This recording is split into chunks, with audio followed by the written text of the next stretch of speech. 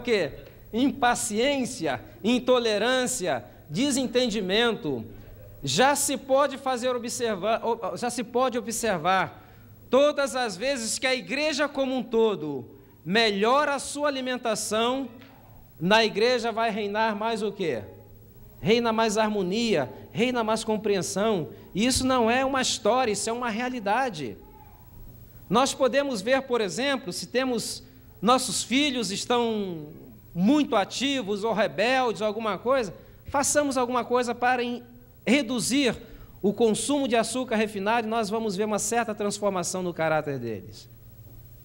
E vocês podem fazer até uma experiênciazinha, quem tem filho.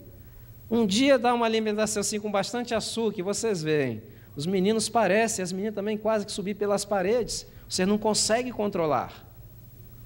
E o açúcar virou um problema de cultura, porque quando uma criança não está se comportando bem, o que é que nós dizemos para elas?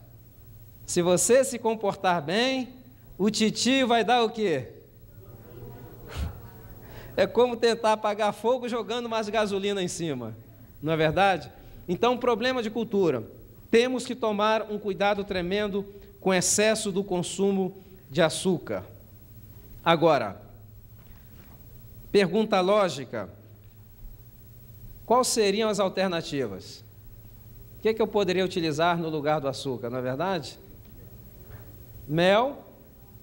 Inclusive, por exemplo, o mel é uma alternativa. Inclusive aqueles que padecem da famosa alergia da primavera, se consumirem mel de abelhas, essas alergias desaparecerão. Mas aqui está o catch. Tem que ser um mel produzido na região onde você vive. Vocês moram na região leste dos Estados Unidos, não adianta trazer mel do Afeganistão, da China, não.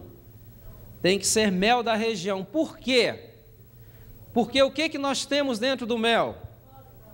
Pequenas partículas de pólen.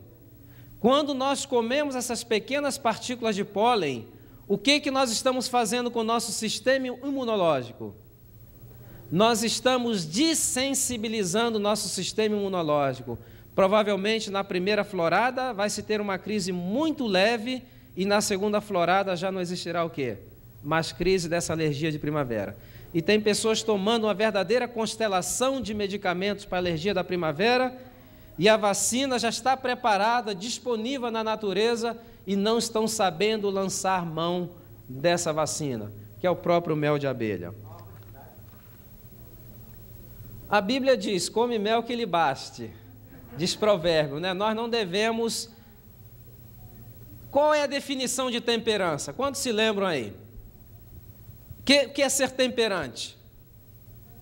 Ser temperante, vamos aqui no beabá do adventismo, lembram, né?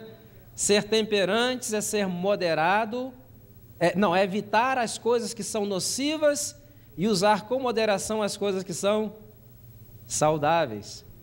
Paracelso já dizia que o que faz uma substância veneno, sabe o que é? É a quantidade. Então, se nós temos as coisas naturais e exagerar, também vamos ter o quê? Problemas. Então, reduzir o consumo de açúcar. Qual seria a outra opção? Opção no lugar do açúcar. Açúcar mascavo. O que mais? O melado de cana é excelente. Agora, as pessoas falam: puxa, eu tento adoçar com melado, mas não fica a mesma coisa, nem com mel. Não vai ficar a mesma coisa nunca. Por quê? Porque nós estamos com o paladar pervertido. Essa é a realidade. Temos que afinar e depurar o nosso paladar. E o que eu posso fazer para depurar o meu paladar novamente? É muito simples. Você pode fazer um jejum de 12 ou 24 horas com bastante água. Depois você vai experimentar, por exemplo, uma banana. Você vai ver realmente quão doce é uma banana e quão doce é uma fruta. Porque seu paladar está o quê? Afinado. Então, um jejum com bastante água de 12 horas é uma maneira de nós começarmos a apreciar o sabor simples dos doces que se apresentam no seu estado natural da fruta. Agora,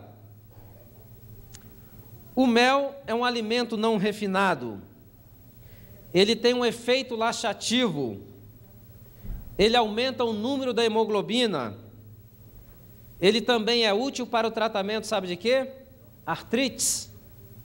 É útil para problemas renais e hepáticos. E ajuda os atletas em uma recuperação rápida da exaustão. Que outro produto poderíamos utilizar? Quantos conhecem Stevia? Não é uma irmã de outra igreja. A Stevia é um produto, é uma planta que existe na região sul do Brasil, pega aquela parte lá do sul do Brasil, junto com Paraguai e Uruguai, é nativa, ela é 400 vezes mais doce do que a sacarose, mas não tem o quê? Os efeitos das calorias vazias. Então, essa é uma boa opção, é até recomendado também para as pessoas que padecem do diabetes. Que dizer dos adoçantes artificiais? É uma boa opção? Hã? É uma opção cômoda, né? Mas não é muito boa. Por quê? Por causa de duas substâncias. Uma é o aspartame e outra é o NutraSweet. E agora eu quero falar para aqueles que adoram esses produtos chamados Diet. Será que tem algum valor os produtos Diet? Vocês prestem atenção no nome, o nome já diz Diet. Não é verdade? Diet. Por quê? Porque você, quando toma um produto, utiliza um produto que é diet, na realidade você não está consumindo calorias.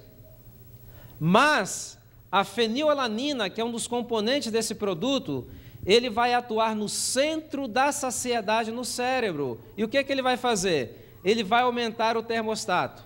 Você vai estar comendo menos caloria, mas vai estar comendo o quê? Mais, porque a sua fome vai aumentar. Estimula a fome. Então, no diet. Ok? Aspartame. Outro problema relacionado com aspartame. Esses produtos estiveram proibidos nos Estados Unidos durante um período, quase 2 décadas. Antes, eles eram obrigados a colocar nos envelopezinhos as advertências. Esse produto mostrou produzir tumores em cérebro de ratos de laboratório. Ficaram proibidos durante um tempo, mas o lobby do açúcar é muito forte. Conseguiram novamente ser recomercializados e hoje nem essas advertências são colocadas. Em alguns países da Europa, esses produtos são proibidos e está listado pela Organização Mundial da Saúde como possível carcinogênicos. E se observou principalmente na Europa, mulheres que utilizavam muito desses produtos, os filhos tinham a propensão a desenvolver tumores no cérebro, e às vezes os tumores apresentavam já com a criança com 8 a 10 anos de idade. Então são produtos que nós não deveríamos nem pensar em consumi-los, ok? Agora, quando nós vemos os produtos empacotadinhos, nós pensamos o seguinte: não, isso aqui está debaixo de alto controle de qualidade, isso aqui é muito safe, não é verdade? E nós vivemos nessa ilusão. Não existe isso. E aqui é a lição número 1 que nós deveríamos aprender. Se você não está preocupado com a sua saúde, eu posso te garantir que o tio Sânio não está nem um pouquinho preocupado. Por quê? Porque existem interesses econômicos que estão acima dos interesses da sua e da minha saúde. Então a iniciativa tem que ser de quem? Tem que ser minha, ok? E eu vou citar um exemplo.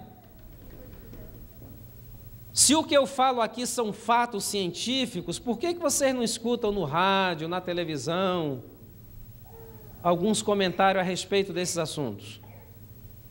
Porque existe uma regra muito simples: ninguém morde a mão que o alimenta. Sistema de comunicação, eles recebem bilhões e bilhões de dólares dessas indústrias através de propaganda. Vocês acham que eles têm algum interesse em alertar a população para que diminua o seu consumo? Jamais. Por isso que a iniciativa tem que ser de quem? A iniciativa tem que ser nossa. Então, primeiro passo, reduzir o quê? Eu acho que o primeiro passo seria alguma coisa para a memória, não é verdade? Reduzir a quantidade de alimentos. Segundo passo seria o quê? Reduzir açúcar, a quantidade de açúcar refinado. Agora, vamos colocar as coisas em perspectiva. Eu não estou dizendo que de vez em quando você não pode tomar um sorvete, que de vez em quando você não possa comer uma pizza, que de vez em quando você não possa ir a um aniversário de um membro da igreja ou de um vizinho, ficar lá como santarrão, não como bolo, não faço isso. Não, esse não é o ponto. Esse não é o ponto. O problema é que as pessoas estão diariamente com doces, com chocolates, com pizza, com sanduíche, com hambúrguer, e de vez em quando comem uma folhinha de alface para acalmar a consciência. Temos que colocar as coisas em perspectiva. Essas coisas nunca deveriam fazer parte principal da nossa alimentação. Deveria ser uma pequena porcentagem, uma bem pequena porcentagem. Ok? Deu para entender? Principalmente nós que temos filhos, é difícil. Eu tenho um filho, meu filho tem 12 anos, e como todo menino criado nesse país, às vezes nós temos os filhos, e quando nasce, nós estamos ali, cuidando deles com aquela preocupação, esperando a criança balbuciar as primeiras palavras. E o marido e a mulher ficam assim, ele vai dizer papai ou vai dizer mamãe? Vai dizer papai ou vai dizer mamãe? Daqui a pouco a criança grita, McDonald's! E todo mundo fica decepcionado. Por quê? Porque as crianças são programadas para serem consumidoras. Então, eu tenho um acordo com meu filho. Num fim de semana eu saio para ele para tomar um sorvete, ou se vamos na festa de aniversário, comemos aquelas coisas sem culpa, com moderação. Não é verdade? Mas durante a semana, nós fazemos o possível para que ele tenha uma alimentação mais saudável. Então, temos que colocar as coisas em perspectiva. Ok? Terceiro passo, vamos falar rapidamente do terceiro passo. Vamos começar, não vamos alcançar a falar tudo, mas amanhã à noite a gente continua. Reduzir o máximo que nós possamos o consumo de produtos de origem animal. Quais são os produtos de origem animal? O que mais? O próprio animal, né? A carne, leite. Por que deveríamos reduzir o consumo dos produtos de origem animal? Alguma ideia? Hormônios, que mais? Gorduras. Muito bem, vamos mencionar algumas. A primeira razão, vou mencionar duas razões, que é o que vai dar tempo. Primeira razão é a razão que nós chamamos razões ecológicas. Já ouviram pela televisão a propaganda que existe para nós salvarmos o planeta? Porque os recursos do planeta estão se esgotando? Se nós quisermos ser mordomos desse planeta, a primeira coisa que nós deveríamos fazer seria o quê?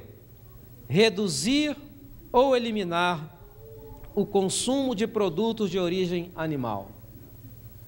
E outra coisa, eu vou muito mais longe.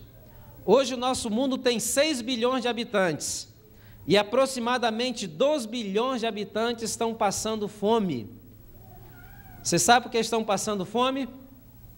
Porque é impossível sustentar o mundo com produtos de origem animal. E eu vou explicar por quê. A carne ela é responsável pela fome no mundo, porque todas as terras aráveis, onde se poderia estar produzindo cereais para alimentar a humanidade, se está produzindo cereais para alimentar a quem?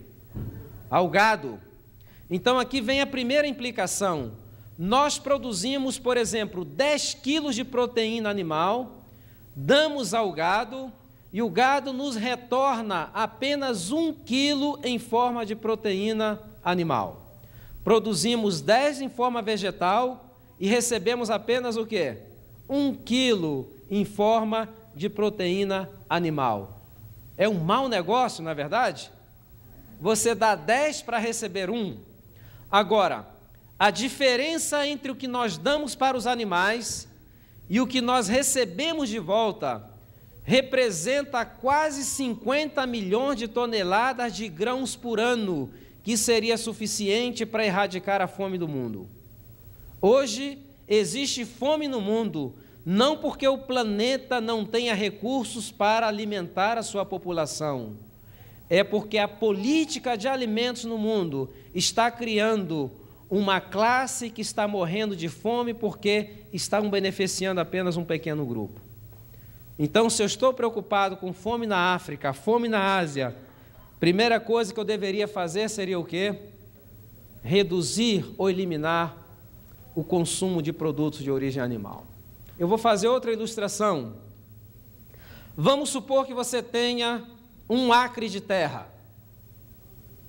E você vai utilizar esse acre de terra para produzir proteína para você, para sua esposa e para seus 2 filhos. Se você utiliza esse acre de terra para produzir proteína para vocês 4, utilizando a terra para criar animais, criar vaca, você vai produzir proteínas só 77 dias por ano. Então já existe um déficit de quanto aqui? De quase 300 dias. Se você decide utilizar esse acre de terra para produzir proteínas, criando gado para produzir leite, você vai produzir leite em proteína para a sua família por 286 dias. Temos um déficit de quanto? Mais ou menos 80 dias. Agora, se você utilizar esse acre de terra para produzir proteínas, plantando trigo, você vai conseguir por cada safra proteína para você e para a sua família por 877 dias. Ou seja, cada safra vai produzir proteínas para quase 3 anos. 2 anos e meio aproximadamente. Agora, se você utilizar esse acre de terra para produzir proteína para você e sua família, você vai produzir proteínas para aproximadamente 2.222 dias. Quer dizer que cada safra está produzindo sustento para a sua família por quase que 6 a 7 anos. Viram a diferença? Então, essa é a primeira implicação que nós temos. Nosso planeta, existem recursos para sustentar 5 vezes mais a população que nós temos hoje, aproximadamente 30 bilhões de pessoas. Mas é impossível alimentar 6 milhões utilizando-se produtos de quê? Produtos de origem animal. Se você quer salvar o planeta, se você quer ser um bom mordomo, primeira coisa que você tem que fazer, o que é? Reduzir o consumo de produtos de origem animal. O que eu poderia dizer da água? Se prevê que em 50 anos aproximadamente haverá um esgotamento da água potável do mundo todo. E no processo de produção de carne, para produzir carne para um carnívoro, se consome, sabe quantos litros diários de água? 10.000 litros de água diários são consumidos para produzir alimentos carne para um carnívoro. Para produzir alimentos para um vegetariano, se consome aproximadamente 10%, só 1.200 litros de água. Deu para ver a diferença? A produção de carnes para alimentar a humanidade é uma coisa, do ponto de vista lógico, sem prática.